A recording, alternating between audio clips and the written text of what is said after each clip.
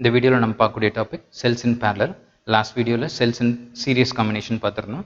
அப்புறம் அதில் எவ்வளோ total EMF, total resistance, total current என்னன்னு பார்த்துருந்தோம். அப்புறம் 2 கேசஸ் பார்த்துருந்தோம்.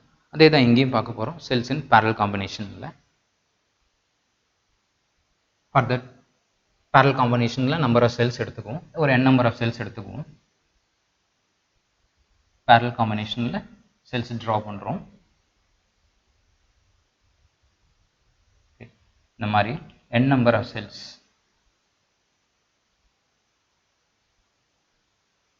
n number of cells நுடைய பாசிட்டிவ் டெர்மினலில் ஒட்டுக்கா ஜாயின் பண்ணிட்டோம். அதே மாதிரி n number of cells நுடைய நெகட்டிவ் டெர்மினலில் ஒட்டுக்கா ஜாயின் பண்ணிட்டோம். இதை ஒரு எக்ஸ்டர்னல் ரெசிஸ்டன்ஸ் கூட ஜாயின் பண்ணியிருக்கோம். இந்த காம்பினேஷனுக்கு பேர் தான் செல்ஸ் இன் பேரலல்னு சொல்லுவோம். ஒவ்வொன்றுடைய இஎம்எஃப்பும் ஈஆர் இருக்குது, எக்ஸ்டர்னல் ரெசிஸ்டன்ஸ் ஆர், ஒன்னுடைய இன்டர்னல் ரெசிஸ்டன்ஸ்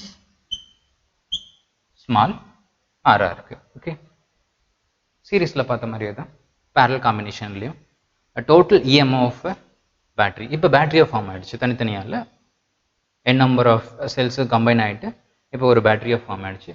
இப்போ இந்த பேட்டரியினுடைய டோட்டல் இஎம்எஃப் எவ்வளோவா இருக்கும் அப்படின்னா, so total EMF of a battery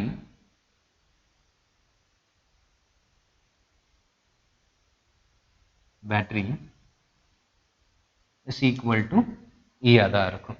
சரியா, சீரீஸில் n டைம்ஸ் E போட்டோம். ஓகே, இங்கே வந்து வெறும் E மட்டும் தான் போடுறோம், ஞாபகத்தில் இருக்கட்டும். Then total resistance, total resistance in series காம்பினேஷனில் நம்ம ரெசிஸ்டன்ஸ் இன் சீரியஸ் காம்பினேஷனுக்கு அப்படியே R1 R is effective resistance series combination is equal to R1 plus R2 plus R3 பண்ணுவோம். அதே மாதிரியே நம்ம சீரீஸில் பண்ணிட்டோம். பட் பேரலில் என்ன பண்ணும், டோட்டல் ரெசிஸ்டன்ஸ் இந்த பேரல் காம்பினேஷனுக்கு என்ன பண்ணுவோம், 1/R P is equal to 1/R1 plus 1/R2 plus 1/R3 பண்ணுவோம். அதுதான் நம்ம இந்த இடத்துல பண்ணுறோம். ஓகே, இந்த செல்ஸ்லாம் பாருங்கள் பேரல் காம்பினேஷனில் ஜாயின் ஆகிருக்கிறதுனால இதனுடைய இன்டர்னல் ரெசிஸ்டன்ஸும் பேரல் காம்பினேஷனில் தான் இருக்குது. ஸோ தட் இந்த இடத்துல 1/R parallel is equal to 1/R plus 1/R plus etc. up to எவ்வளோ டைம்ஸ் நம்ம ஜாயின் பண்ணியிருக்கிறோமோ அவ்வளோ டைம்ஸ். ஓகே, இது என்ன பண்ணிடலாம், 1/RP is equal to n divided by R and then RP is equal to R divided by n times resistance in parallel combination. அதாவது இந்த செல்னுடைய total internal resistance என்னவா இருக்கும்னா R divided by n இருக்கும். Plus இந்த circuit கூட ஒரு external ரெசிஸ்டன்ஸை சீரீஸில் join பண்ணியிருக்கோம். So that R the total resistance of the circuit in a parallel combination. Then total current பார்க்கலாம். total current Ohm's law தான். total current supplied by the battery I is equal to total EMF divided by total resistance R divided by N plus R. இது அப்படியே LCM எடுத்துன்னு வச்சுக்கோவே. total current is equal to LCM எடுங்க,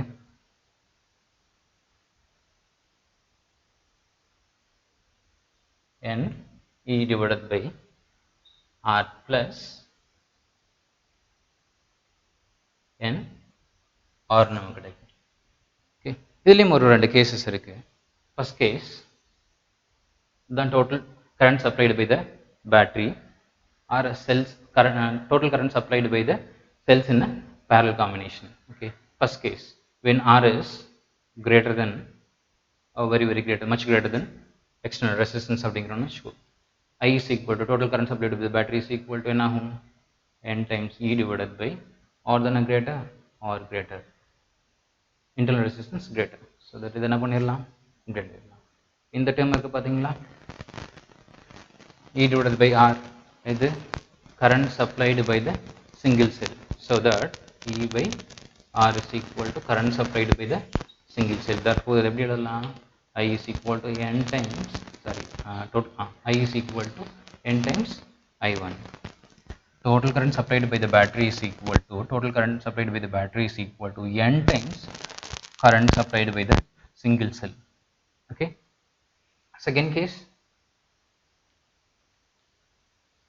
when R is much lesser than capital R அப்படிங்கிறப்ப external resistance அப்படிங்கிறப்ப I is equal to என்ன ஆகிடும் n times E divided by இந்த formula என்ன பண்ணிடலாம், இதை நெக்லெக்ட் பண்ணிடலாம், then which is equal to I1. அதாவது current supplied by the whole battery is equal to current due to the single cell. Okay. So இந்த ரெண்டு கேஸில் எது எஃபெக்டிவான கேஸ்ன்னு எடுத்துட்டோம்னா இதில் ஃபர்ஸ்ட் கேஸ் வந்து எஃபெக்டிவான கேஸ். அது when external resistance is greater than when internal resistance is greater than external resistance அப்படிங்கிறப்ப total current supplied by the whole battery is equal to n times current due to the single cell R. Okay. ரொம்ப important one. இதையும் cells இன் பேரலையும் cells இன் சீரியஸையும் வந்து combine பண்ணி பார்த்துக்கோங்க. Okay. cells in total EM of a battery in series அப்படின்னா n times E சொல்லுவோம். Okay. இங்கே வந்து பேரலுக்கு ஒரு E மட்டும் கொடுக்குறோம். total resistance of a battery or a cell in a series combinationக்கு என்ன எழுதுவோம், ஞாபகப்படுத்தி பார்த்து சொல்லுங்க. NR plus external resistance சொல்லுவோம். பட் இங்கே parallel combinationக்கு வந்து இந்த ஃபார்முலா யூஸ் பண்ணுறோம். ஓகேவா. தென் இந்த ஃபார்முலா கரண்ட்னுடைய ஃபார்முலா ஞாபகத்தில் வச்சுக்கோங்க.